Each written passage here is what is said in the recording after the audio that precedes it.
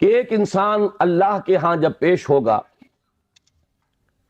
تو جو تحفہ یا ہدیہ وہ خدا کی خدمت میں پیش کر سکے گا وہ کوئی بھی ہدیہ اس شے سے بڑھ کر نہیں ہو سکتا کہ جو خود اسی کی ذات سے صادر ہوا ہے، اسی کو کلام کی اس کی خدمت میں پیش کرے تو یہی اس کے لیے سب سے بڑا تحفہ ہے۔ اس لیے یہ آتا بھی ہے کہ اللہ تعالیٰ میدان حشر میں فرمائے گا جو قرآن مجید کے پڑھنے والے، حقیقی معنی میں پڑھنے والے، ان سے کہا جائے گا کہ تم پڑھتے چلے جاؤ اور تمہارا آخری مقام، تمہارے درجات بلند ہوتے چلے جائیں گے، آخری آیت جو تم پڑھو گے اسی کے مطابق تمہارا درجہ بلند ہوگا۔ اس اعتبار سے سورہ رحمان میں ہے الرحمن علم القرآن، رحمان کی رحمانیت کا مظہر اتم قرآن ہے، اس کی رحمت کا سب سے بڑا مظہر قرآن ہے۔ لیکن ایک عظمت ہے افادیت کے اعتبار سے، انسانوں کے لیے یہ کس کس پہلو سے مفید ہے، اس کے اعتبار سے میں سمجھتا ہوں کہ جامع ترین مقام سورہ یونس کی یہ 2 آیات ہیں جو میں نے تلاوت کی۔ یا ایھا الناس، اے لوگو، قد جاءتکم موعظۃ من ربکم وشفاء لما فی الصدور وہدی ورحمۃ للمؤمنین۔ پہلی آیت میں 4 الفاظ جمع کیے گئے قرآن کے لیے۔ اے لوگو، تمہارے پاس آ گئی ہے وہ شے جو موعظہ بھی ہے، نصیحت، واعظ سے بنا ہے لفظ، موعظۃ وشفاء لما فی الصدور، اور جو کچھ سینوں میں روگ ہیں ان کا مداوع، ان کی شفا، ان کا معالجہ، وہدن، اور ہدایت، رہنمائی، ورحمۃ للمؤمنین، اور رحمت اہل ایمان کے حق میں۔ اس کے بعد فرمایا، میں ان 4 الفاظ کی شرح بعد میں کروں گا، لیکن دوسری آیت کا مفہوم بھی سامنے آ جائے تو اس پہلی آیت کی عظمت جو ہے وہ نکھر کر سامنے آئے گی۔ قل بفضل اللہ وبرحمتہ، اے نبی ان سے کہہ دیجئے یہ اللہ تعالیٰ کے فضل اور اس کی رحمت کا مظہر ہے کہ اس نے یہ کلام نازل فرمایا۔ فبذالک فلیفرحوا، تو چاہیے کہ اس پر خوشیاں منائیں، جشن منائیں کہ اللہ کا یہ فضل اور اللہ کی یہ رحمت ہمارے شامل حال ہوئی، ہمیں عطا ہوئی۔ ہوا خیر مما یجمعون، یہ ان تمام چیزوں سے زیادہ قیمتی اور بہتر ہے جو یہ جمع کرتے ہیں،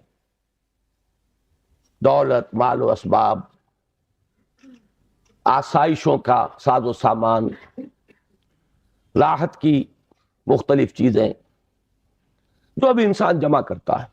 ہوا خیر مما یجمعون، ان تمام چیزوں سے جنہیں یہ جمع کرتے ہیں، جن کی قدر و قیمت کا ان کے قلب پر کوئی نقش ہے، ان سب سے کہیں بہتر، کہیں قیمتی، کہیں وقی، کہیں زیادہ قابل قدر شے یہ۔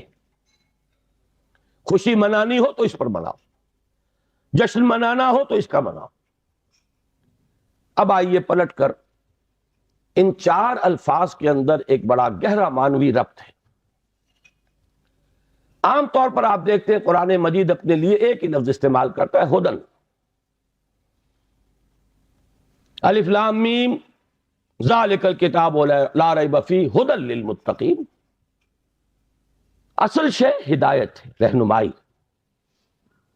ابھی رمضان مبارک کی آمد ہے، اس کا جو ذکر ہے سورہ بقرہ ہی میں، شہر رمضان الذی انزل فیہ القرآن ہدی للناس وبینات من الہدی والفرقان۔ لفظ ہدایت کو 2 مرتبہ ایک ہی آیت میں دہرایا، لوگوں کے لیے ہدایت و رہنمائی، اور ہدایت بھی بالکل روشن، مبرہن، بینات، ایچ پیچ نہیں، کوئی معمے حل نہیں کرائے گئے، کوئی منطق کی پیچیدگیوں میں نہیں الجھایا گیا۔ تو اصل تو ہے ہدایت اور رہنمائی، لیکن یہ مقام اس اعتبار سے بڑا منفرد ہے کہ اس سے پہلے 2 الفاظ لائے گئے۔ اس کی حکمت کی طرف متوجہ کر رہا ہوں۔ جیسے کیونکہ میں بھی کبھی طبیب تھا، ڈاکٹر تھا، اس حوالے سے یہاں کئی میرے سابق میرے اعتبار سے ہم پیشہ حضرات یہاں موجود ہیں، انہیں معلوم ہے کہ اعلیٰ سے اعلیٰ دوا ہو، وہ جذب ہو جسم میں تبھی تو مفید ہوگی۔ بڑی سے بڑی بات، اعلیٰ سے اعلیٰ کلام، عمدہ سے عمدہ ہدایت، بہترین سے بہترین حکمت، اگر دل سخت ہو گیا تو مرد ناداں پر کلام نرم و نازک بے اثر۔ پھول کی پتی سے کٹ سکتا ہے ہیرے کا جگر، مرد ناداں پر کلام نرم و نازک بے اثر۔ یہ دل کی سختی جسے قرآن کہیں کہتا ہے رین، کلا بل ران علی قلوبہم، ان کے دلوں پر زنگ لگ چکا۔ حدیث میں بھی آیا ہے ان هذه القلوب لتصدع، ان دلوں کے اوپر زنگ آ جاتا ہے، کما یصدع الحدید اذا اصابہ الماء، جیسے کہ لوہا جو ہے زنگ آلود ہو جاتا ہے جب پانی اس پر پڑے۔ کہیں کہا گیا کہ دل پر سختی آ جاتی ہے، اور انسانی دل پر جب سختی آ جائے، قرآن مجید میں سورہ بقرہ ہی میں وہ تمثیل ہے رونگٹے کھڑی کر دینے والی، کہ جب انسان کے دل میں سختی پیدا ہو جائے تو کوئی شے دنیا کی اتنی سخت نہیں ہوتی جتنا کہ انسان کا دل سخت ہو جاتا۔ ثم قست قلوبکم فہی کالحجارۃ او اشد قسوۃ فإن من الحجارۃ لما یشقق فیخرج منہ الماء وإن منها لما یہبط من خشیۃ اللہ۔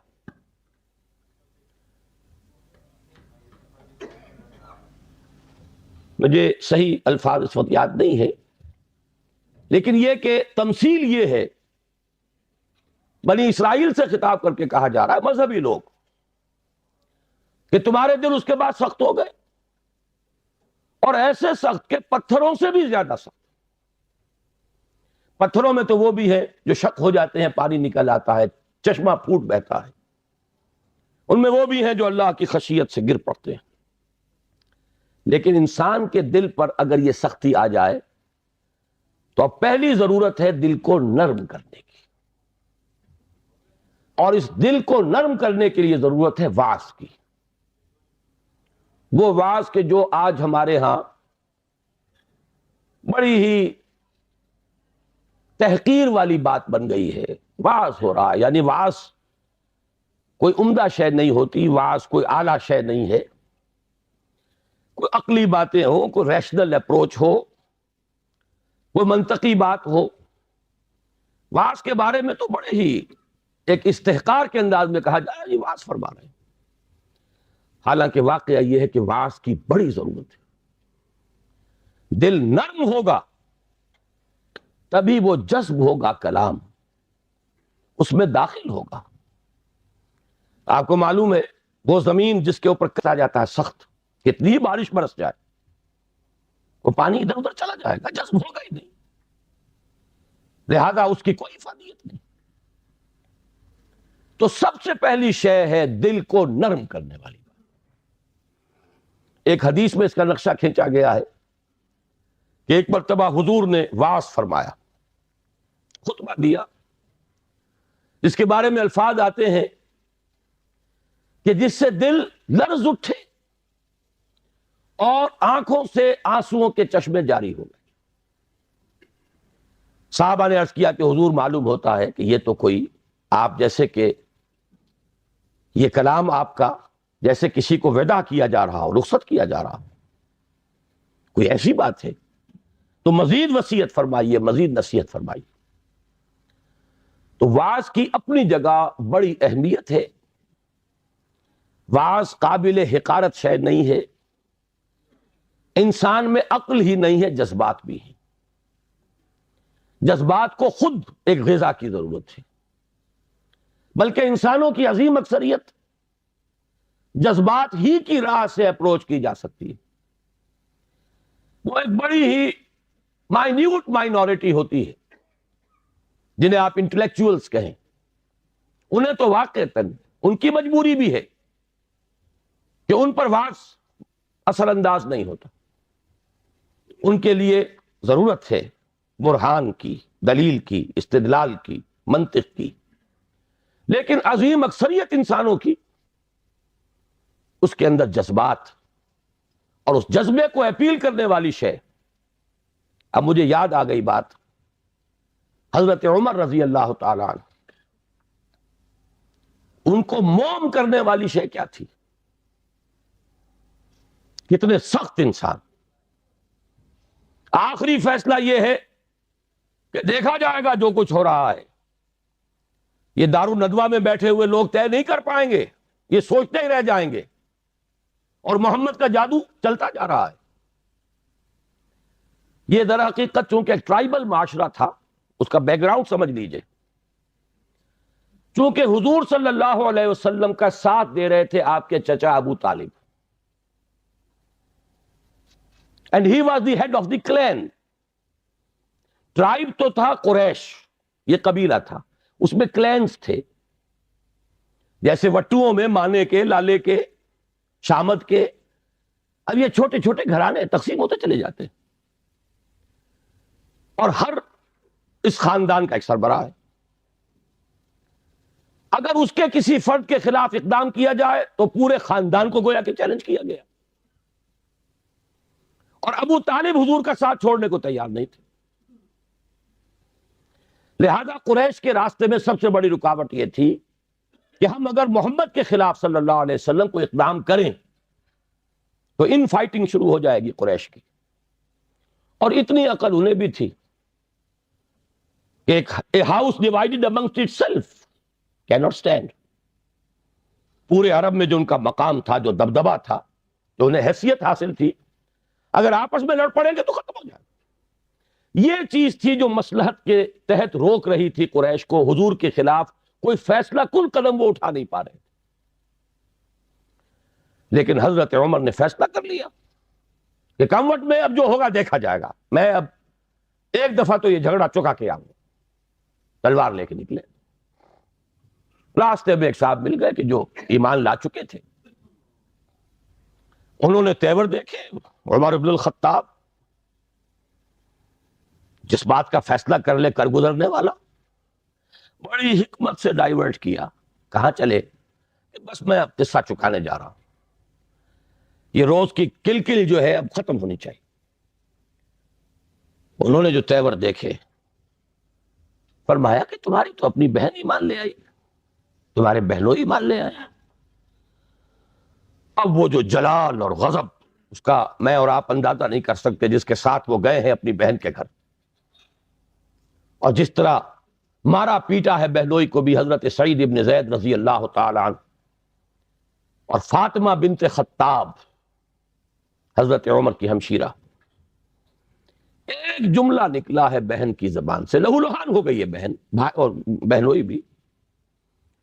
عمر چاہے تم ہمیں ہلاک کر دو، لیکن اب اس دین کو ہم چھوڑنے والے نہیں. ایک جملہ ہے، موم کی طرح پگھل کر رہ گیا عمر. اس میں کوئی انٹلیکچوئل اپیل تو نہیں تھی، کوئی دلیل تو نہیں تھی، کوئی منطقی اپروچ نہیں تھی، کچھ بھی نہیں. کہ معلوم ہوا کہ انسان کے اندر، عمر جیسے شخص کے اندر بھی جذبات ہیں. تو معلوم یہ ہوا کہ انسانوں کی ایک عظیم اکثریت ہے جس کو جب تک کہ یہ اوپر کا کرسٹ نہ اترے گا، لاکھ آپ موتی بکھیرتے رہیے. مرد ناداں پر کلام نرم و نازک بے اثر. تو سب سے پہلی یہ ضرورت ہے دل کے اس کرسٹ کو نرم کرنے کی، تاکہ جذب تو ہو، دوا اندر اترے تو صحیح. چون بجان در رفت جہاں دیگر شبد، جب جان کے اندر اتر جائے گی یہ شے تب تو انقلاب آ جائے گا، لیکن اترے تو صحیح. اس کے لیے اس کرسٹ کو توڑنا ضروری ہے. لہذا پہلی شان قرآن حکیم کی اس آیت میں آئی موعظۃ. یہ دوسری بات ہے کہ ہم نے واعظ کے اعتبار سے بھی وہ ناقدری کی ہے قرآن کی کہ اس کو واعظ کے میدان سے بھی نکال دیا گیا تھا. اور آج کی بات نہیں، آج تو خیر واعظ ہی کو گالی بنا دیا گیا، لیکن بہت عرصے پہلے واعظ بھی ہوتے تھے تو وہ مثنوی مولانا روم سے ہوتی تھی. علامہ اقبال نے جو مرثیہ کہا ہے واعظ دستاں زنو افسانہ بند، معنی او پست و حرف او بلند،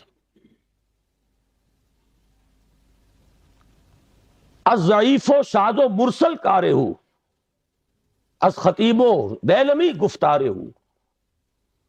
واعظ ہوتے تھے بڑی ہی کمزور حدیثوں کے بل پر، بڑی ہی بے سرو پا روایات اور حکایات کے بل پر، یا اشعار کے بل پر، قرآن کے بل پر۔ حالانکہ سب سے بڑا موعظہ، واعظ، نصیحت خود قرآن۔ تو پہلا لفظ یہ ہے۔ اب آگے چلیے، شفاء لما فی الصدور، اندر جذب ہوگا تو اب اندر کی جو بیماریاں ہیں، جو روگ ہیں، ان کا ازالہ ہوگا۔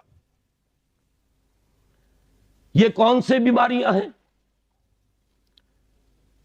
کہنے کو تو ایک کے اندر ہاتھی کے پاؤں میں سب کے پاؤں، حب دنیا، یہ سب سے بڑا روگ ہے۔ اس کا سب سے بڑا مظہر حب مال، الہاکم التکاثر حتی زرتم المقابر۔ ایک اور مظہر حب جاہ، اقتدار کی حوث، میرا ڈنکا بج رہا ہو، شہرت کی طلب۔ یہ ہے وہ تمام روگ۔ ان روگوں کا علاج قرآن حکیم، شفاء لما فی الصدور۔ اچھی طرح سمجھ لیجئے، یہ روگ نہ نکلیں گے تو قرآن کو بھی انسان کاروبار بنائے گا۔ علم را برتن زنی مارے بود، وہی علم ہے کہ جو انسان کو سانپ کی طرح ڈسے گا۔ یارے بود نہیں ہوگا وہ جب تک کہ اندر سے یہ روگ نہ نکلے ہوئے۔ اس کو بھی حصول دولت کا ذریعہ بنائے گا، اس کو بھی شہرت کے حصول کا ذریعہ بنائے گا، اسے بھی اقتدار ایس سچ نہیں، قرب اقتدار کا ذریعہ بنائے گا۔ قریب تو پہنچے، بنا ہے شاہ کا مصاحب، پھرے ہے اتراتا، کہیں تو موقع ملے۔ علم اور اعلیٰ ترین علم، فتویٰ فروشی بھی ہوگی، دین فروشی ہوگی، جب تک کہ یہ اندر کے روگ نہ نکلے۔ لہذا دوسرا مرحلہ، اس اصل کام سے پہلے ہدن، ہدایت تو تب ہوگی جبکہ پہلے یہ جذب ہو، جذب ہو کر اندر کے گند نکالے، ان کا ازالہ کرے۔ حب دنیا کی جڑ کاٹے، حب مال کی جڑ کاٹے، حب جاہ کی جڑ کاٹے، شہرت کی طلب کی جڑ کاٹے۔ اگر یہ جڑیں رہ گئیں تو یہ علم، جیسا کہ میں نے عرض کیا، مفید نہیں، الٹا مضر ہوگا۔ یہ اسی دنیا کے کمانے کا ذریعہ بن جائے گا۔ اس کے بعد اگر یہ ازالہ ہو گیا، یہ تنقیہ ہو گیا، اب ہے ہدی و رحمت للمؤمنین۔ اب یہ ہدایت ہے، اور ہدایت یہ ہے ایک ٹوٹل ہیومن پرسنالٹی کے لیے ہدایت، اس کے فکر کے لیے بھی ہدایت ہے، اس کے لیے ایک نظام زندگی کے اعتبار سے بھی ہدایت ہے، اس کے لیے انفرادی لائے عمل کے اعتبار سے بھی ہدایت ہے، مکمل انسان کی ہدایت ہر سطح پر، ہر لیول۔ اب یہ ہدایت مفید ہوگی۔ یہی وجہ میں نے عرض کیا تھا کہ باقی سب جگہ آپ کو ہدایت کا لفظ ملتا ہے، لیکن یہاں یا ایھا الناس قد جاءتکم موعظۃ من ربکم وشفاء لما فی الصدور وہدی ورحمۃ للمؤمنین۔ اب یہ ہدایت مفید ہوگی، اور یہ ہدایت اب رحمت کا ذریعہ بنے گی، دنیا میں ہدایت، آخرت میں رحمت۔ یہ چار الفاظ ہیں جو یہاں جمع کیے گئے، اور اس کے بعد فرمایا قل بفضل اللہ وبرحمتہ، اے نبی ان سے کہہ دیجئے یہ اللہ کے فضل، اس کے کرم، اس کی جود و سخا، اس کی رحمت، صرف رحمت نہیں، اس کی رحمانیت کا مظہر اتم ہے۔ فَبِذَلِكَ فَلْيَفْرَحُوا، فرح کا لفظ عام طور پر اچھے سینس میں نہیں آیا ہے۔ فرح ایسی کیفیت کو کہتے ہیں جب کہ انسان کسی شے پر خوشی سے پھولا نہ سما رہا ہو. یہ فے سے شروع ہونے والے اکثر الفاظ جو ہیں وہ پھٹنے اور پھاڑنے کے مفہوم میں آتے ہیں. فرق، فلق، یہ تمام الفاظ جو ہیں. فرح، آدمی خوشی سے پھٹا پڑ رہا ہے، جامے سے باہر ہو رہا ہے، پھولے نہیں سما رہا. اس لیے یہ اچھے سینس میں نہیں آتا. لیکن یہاں فرمایا اگر خوشیاں منانی ہی ہے، اترانا ہی ہے، بنا ہے شاہ کا مصاحب پھرے ہے اتراتا. اترانا ہے تو اس پر اتراؤ، جشن منانا ہو تو اس کا مناؤ، خوشیاں منانی ہو تو اس پر بناؤ. قل بفضل اللہ وبرحمتہ فبذالک فلیفرحوا هو خیر مما یجمعون. ایک بات رہ گئی ہے بیچ میں، اشارہ کر دوں. میں نے جیسا کہ عرض کیا تھا موعظہ کے اعتبار سے بھی ہم نے قرآن کو، اب کیا کہوں لفظ تو بہت سخت آ رہا تھا لیکن قرآن مجید کے خیال سے رک گیا.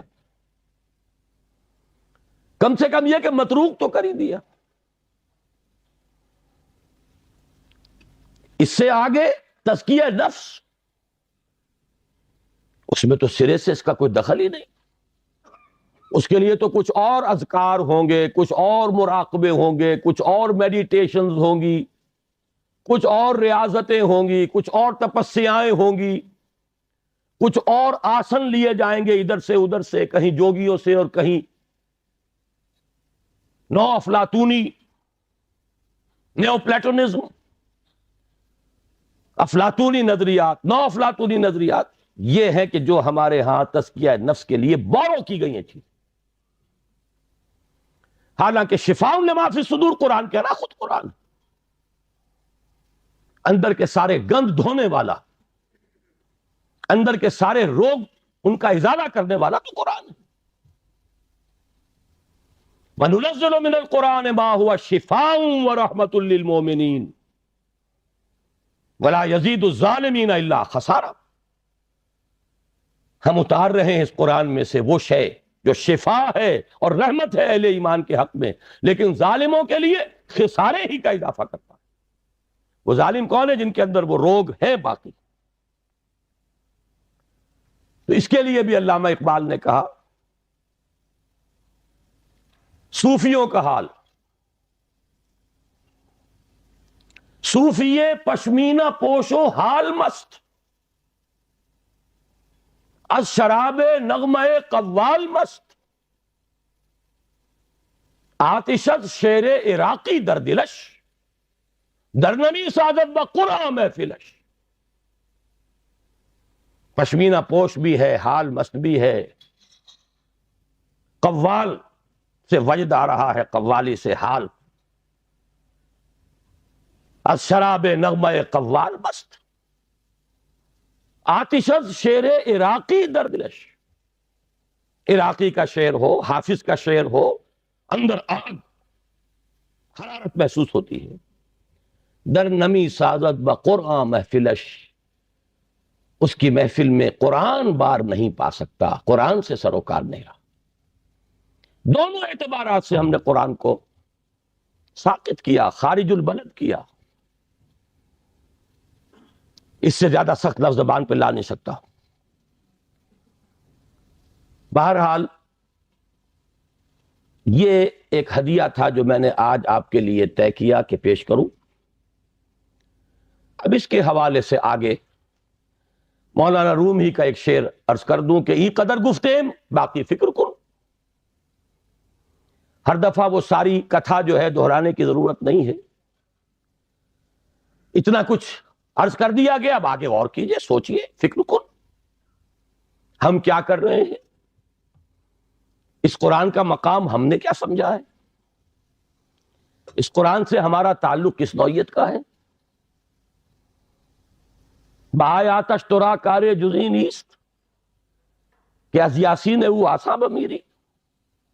اس قرآن کی آیات سے تمہارا یہی سروکار لے گیا ہے کہ عالم نزا میں سورہ یاسین سنا دو، جان آسانی سے نکل جائے. مشکل جو ہے مرحلہ آسان ہو جائے. یہ صرف ایصال ثواب یا حصول ثواب کا ایک آلہ بن گیا. کیا کر رہے ہیں اس قرآن کے ساتھ؟ اس کی قدر و قیمت کا کیا اندازہ ہم نے کیا؟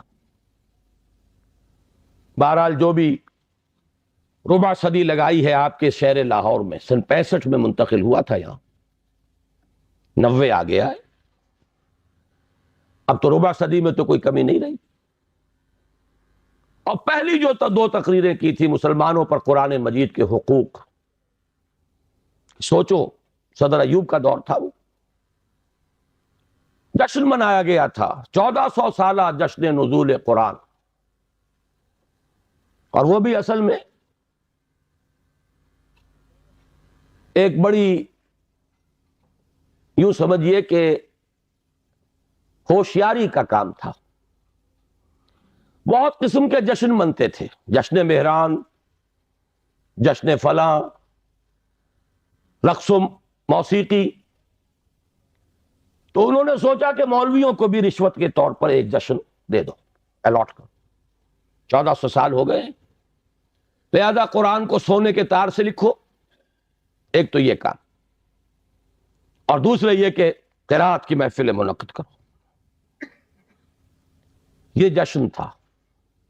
اس کے حوالے سے میں نے بات کی تھی کہ ہوش میں آؤ، قرآن اس لیے نازل نہیں ہوا. جب یہ موعظہ تھا، جب یہ شفاء لما فی الصدور تھا، جب یہ ہدی للناس تھا، جبکہ یہ موجب رحمت تھا، پورا قرآن بھی لوگوں کے پاس نہیں تھا. کہیں پرزوں پہ لکھی ہوئی صورتیں، کہیں اونٹ کے شانے کی ہڈی پر، اسکیپولا پر لکھی ہوئی کوئی صورت، شاذ کسی کو کاغذ دستیاب ہوتا تھا. کہیں مابین الدفتین تو قرآن تھا ہی نہیں. وہ تو حضرت ابوبکر نے کیا ہے، حضور کے زمانے میں تو نہیں تھا. سینوں میں جمع ہو گیا تھا. سونے کے تار سے کیا سوال، تانبے کے تار سے لکھا ہوا بھی نہیں تھا، کاغذ پر چھپا ہوا تھا ہی نہیں. لیکن قرآن تھا، سینوں میں تھا. بل هو آیات بینات فی صدور الذین اوتوا العلم، سینوں میں تھا. اس قرآن نے انقلاب برپا کیا. آج ہم 1,000 روپے کا نسخہ جو ہے خرید کر بچیوں کو جہیز میں دیتے ہیں، لیکن یہ کہ وہ قرآن حقیقت میں نہیں ہے. لا یبقى من الاسلام الا اسمہ ولا یبقى من القرآن الا رسمہ، رسم الخط ہے. تو دوڑ پیچھے کی طرف ہے گردش ایام تو، ضرورت ہے لوٹنے کی قرآن کی طرف. اس لوٹنے کے لیے اپنی جگہ پر خود بھی آدمی طے کرے جو کمی ہے.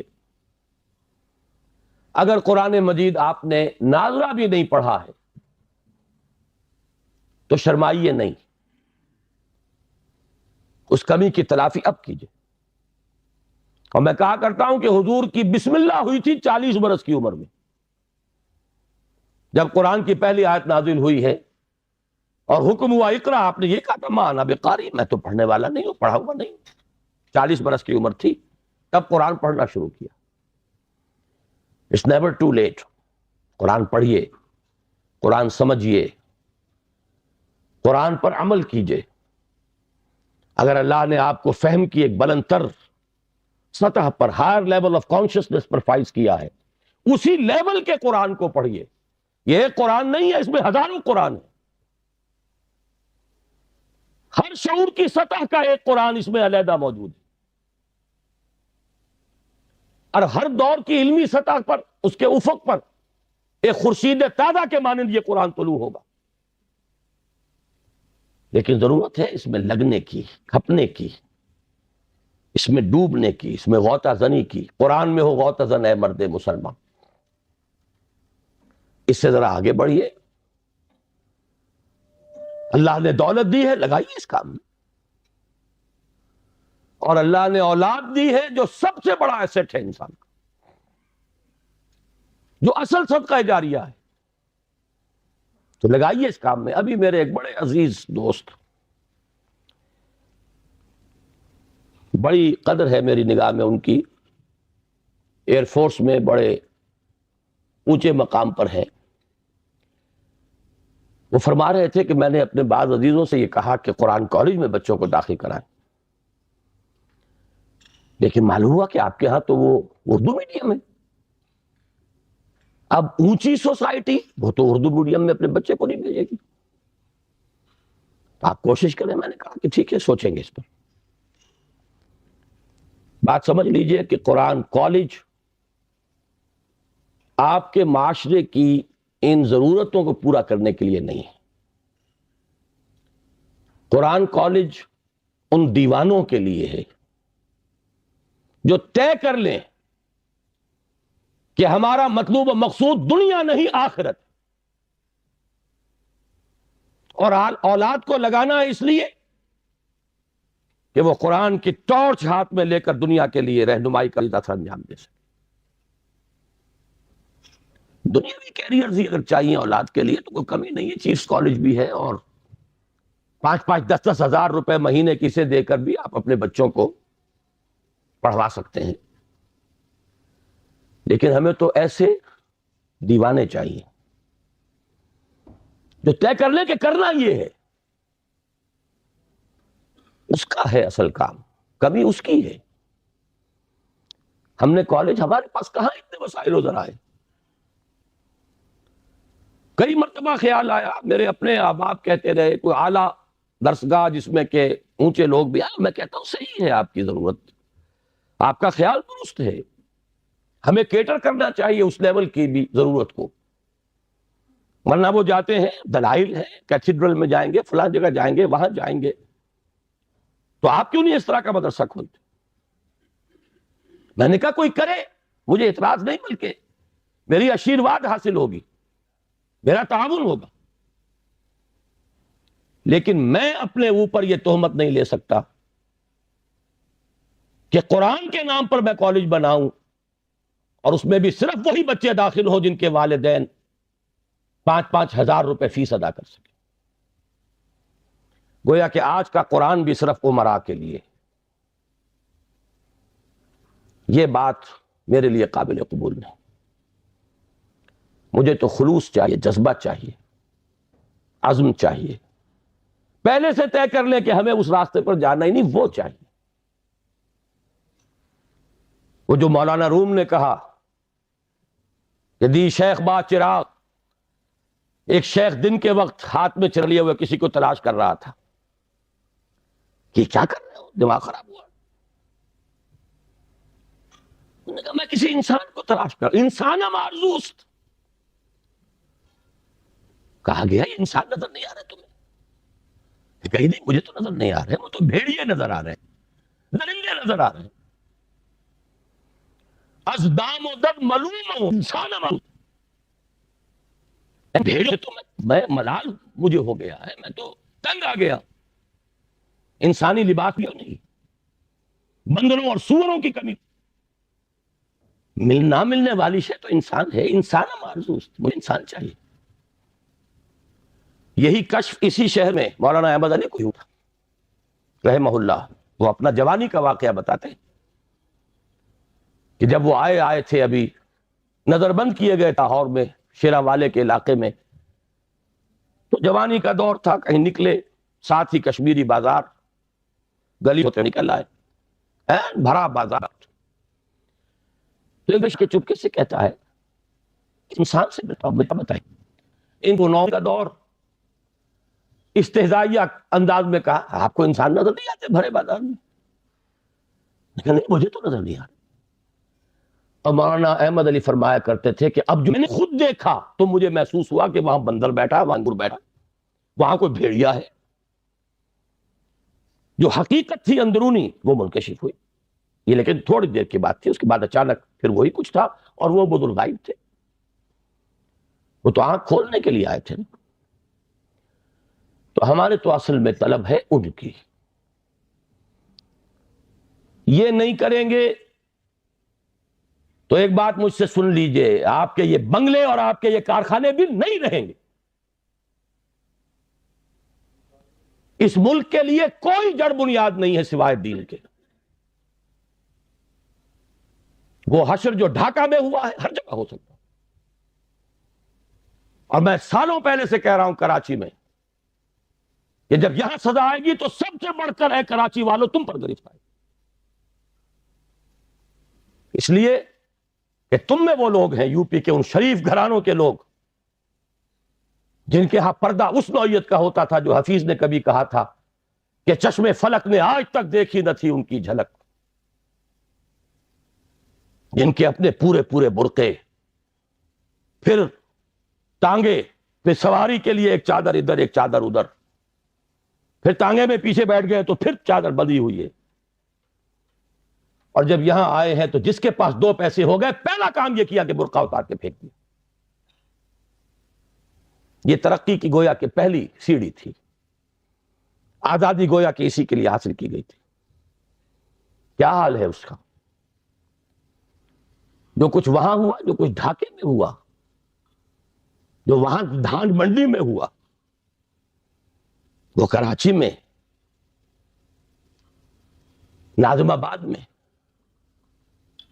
کیا ہو نہیں رہا؟ کیا یہاں نہیں ہو سکتا؟ اس ملک کے لیے اگر اس کی خیر درکار ہے، آج صبح 2 گھنٹے کی تقریر کر چکا ہوں، کتاب لکھ چکا ہوں استحکام پاکستان، لیکن یہ کہ کون پڑھے گا؟ اس کی کیا یوٹیلیٹی ہے؟ سارا ویو یوٹیلیٹیرین ہے. افادیت کیا ہے؟ کوئی پروفیشنل افادیت ہے؟ کوئی مالی افادیت کا پہلو ہے؟ کچھ بھی نہیں. کوئی تفریح تباہ ہے؟ وہ بھی نہیں. لیکن یہ کہ بہرحال غور کیجئے، سوچئے، جو تعاون جس نے جب جتنا کیا اتنا ہی مشکور ہوں، ممنون ہوں. میں نے الحمدللہ اپنے آپ کو لگا دیا، اور آج دن میں بھی کہا تھا، نہ صرف اپنے آپ کو لگا دیا، اپنی اولاد کو کھپا دیا. اللہ قبول فرمائے. لیکن آپ سے مطالبہ یہ ہے، اس کے لیے اگر زکوٰۃ نہیں نکالیں گے اپنی اولادوں میں سے، شاید کہ اب بھی اللہ تعالیٰ اگر اس طرف کوئی پیش قدمی ہو جائے تو شاید کہ اللہ تعالیٰ ہماری توبہ قبول فرما لے. ورنہ حالات، جہاں بیٹھیں گے 4 آدمی، معاشرے کا مرثیہ، جتنا چاہے مرثیہ پڑھوا لے، سارا مرثیہ پڑھ کر وہ کچھ ہے. اگلی صبح طلوع ہوگی، وہی روٹین ہوگا، وہی مشاغل ہوں گے، سرے منہ کوئی فرق نہیں. ہم اس طبقے میں سے ہیں. میں نے کبھی، آج یاد آ رہا تھا مجھے، 20 سال پہلے اسی ہوٹل میں، پورے 20 سال، 1970 کا نومبر تھا غالباً،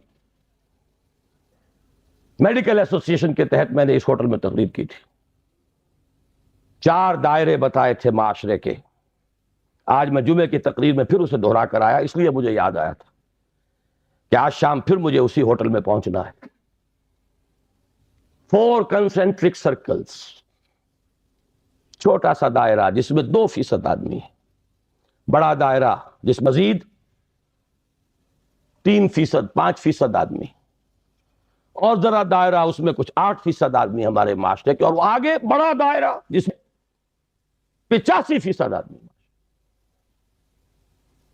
اس 85% کا تو حال یہ ہے کہ دین سے کوئی تعلق سرے سے نہیں ہے، جس کو عملی تعلق کہا جائے. اس لیے کہ اس کا فٹ رول اللہ اور اس کا رسول جو دیں گے اسی سے ناپا جائے گا، اس کا یارڈ سے ہوگا. کتنی فیصد آبادی آپ کی 5 وقتہ نماز کی پابند ہے؟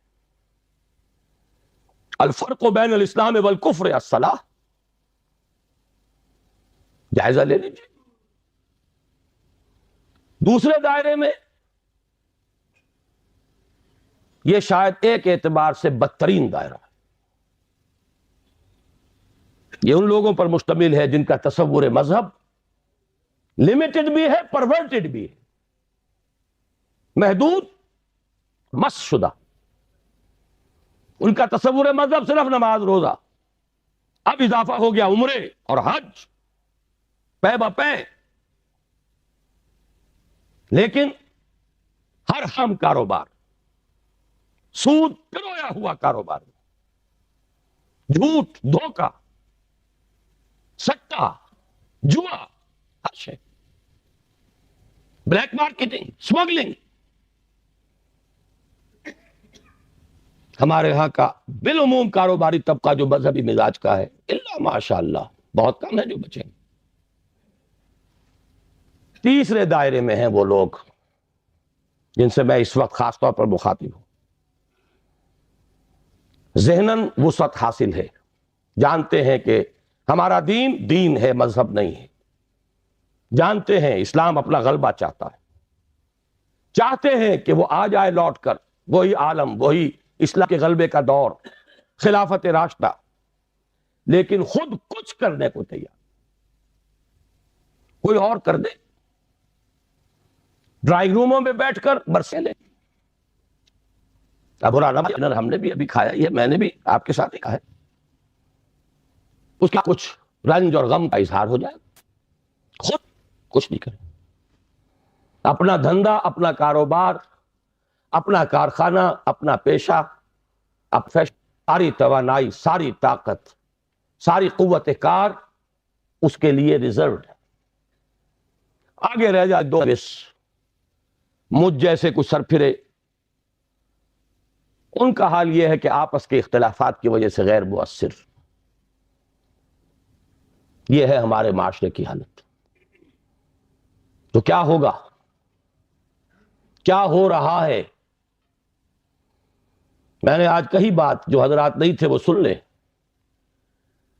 ہماری گراوٹ کا یہ عالم ہے. ایک میں نے ووٹنگ آف لنڈن کے ایڈیٹر کا تذکرہ کیا کہ ہماری جب 40ویں سالگرہ تھی یوم آزادی کی، 41واں یوم استقلال میں تھے، ایڈیٹوریل ٹائمز آف لنڈن کے ایڈیٹر نے، جو اب ہے، اس نے کہا کہ مجھ سے پہلے جو صاحب 40 برس پہلے اس کرسی پر بیٹھے تھے، 14 اگست 1947 کو انہوں نے یہ اداریہ لکھا تھا کہ آج جو دو ملک دنیا کے نقشے پر آئے، ان میں سے ایک کا مستقبل بہت ہے، کا انتہائی تاریک ہے، روشن ہے پاکستان کا. لیکن کوئی نسلی امتیازات نہیں ہیں، کوئی علاقائی تعصبات نہیں ہیں، مذہب کی ایک یونیفائنگ فورس موجود ہے بنانے والی. زیادہ مستقبل بڑا روشن ہے پاکستان. جبکہ انڈیا 100 طرح کے اختلافات، مناقشات، صبات، کوئی شے بھی انہیں جوڑنے والی ہے ہی نہیں. اب موجودہ ایڈیٹر لکھتا ہے کہ میں جب دیکھتا ہوں تو صورت بالکل برعکس ہے. وہ بھی آگے بھی حال ڈاما ڈول، جسے وہ کہہ رہے ہیں کہ بہت تاریخ مستقبل سپر گے. ہمارے یہاں قرآن کانفرنس میں شروع کی قرآن کا پرسپیکٹو تھی، میں بھول رہا ہوں نام، جو ہیڈ آف دی ڈپارٹمنٹ تھے یہاں فلسفے میں، جو بعد میں ورد ہوئے ہیں، مظفر بن خواجہ غلام صادق صاحب. وجود مصدقہ پر ایک مقالہ انہوں نے پڑھا کہ اگر کوئی شخص اندازہ کرنا چاہے کہ میرا پرسنالٹی میری ہے یا نہیں، تو پہلے اسے اپنی آنکھ سے خود اپنے آپ کو دیکھنا ہوگا، پھر لوگوں کی آنکھ سے اپنے آپ کو کیا دیکھ رہے ہیں، پھر اللہ کی آنکھ سے اپنے آپ کو دیکھیں، اللہ کی نگاہ میں میں کیا ہوں. 3 ٹیسٹ پاس تب وہ ایک اوتھینٹک پرسن ہوگا. یہ دنیا جو آپ کو کہہ رہی ہے، Pakistan is still in search of an identity. Pakistan is at the verge of balkanization. دوسری گواہی میں نے پیش کی کہ یہ صرف کہ آج ہمارا متحد الخیال ہوئی ہے صرف اس بات پر،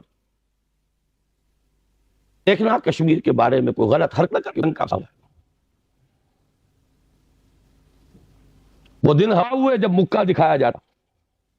اب یہ آپشن بھی، یہ دوسری بات ہے، کچھ رومیش بھرتے ہیں، کچھ اور کہتے ہیں، دوسرا رخ کچھ اور کہتے ہیں. اس میں جہاد، جنگ اور قتال کی بات کرتے ہیں، اس میں حکومت پر ہمارا پورا اطمینان